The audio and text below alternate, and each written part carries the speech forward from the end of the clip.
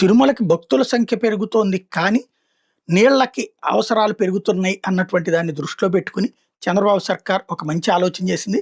శ్రీశైలం నుండి వస్తున్న కృష్ణా జలాలతో తిరుమల, తిరుపతికి తాగునీటి ఎద్దడి తీర్చేందుకు 126 కోట్లతో పనులు చేపట్టారు.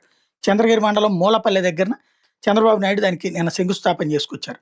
నీవా బ్రాంచ్ కాలం నుండి కళ్యాణి జలాశయం, మూలపల్లె, కంటిమొడుగు, వెంకటరాయని, నాగపట్ల చెరువులకి నీళ్లు మళ్లించి అక్కడ ఓ 1150 ఎకరాలు ఆయకట్టుకి నీళ్ళిచ్చి 5 లక్షల మంది ప్రజలకి తాగునీటి ఇక్కట్లు తీర్చి పనికి ఈ శిలాఫలకాన్ని సీఎం ఆవిష్కరించారు.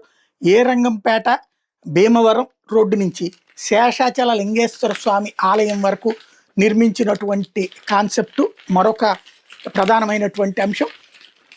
దాంట్లో ప్రధానంగా హైలైట్ చేసుకుంటూ వచ్చారు. ఏదైతే నీళ్లు అక్కడ ఇవ్వడానికి కావాల్సినటువంటిది రహదారిని కూడా అక్కడ ప్రారంభించారు. 4.27 కోట్ల రూపాయలతో విద్యుత్ ఉప కేంద్రం నారావారిపల్లిలో, సిహెచ్సిలో సంజీవని ప్రాజెక్టు, నైపుణ్య శిక్షణ భవనాలను కూడా చంద్రబాబు గారు నిన్న ప్రారంభించారు.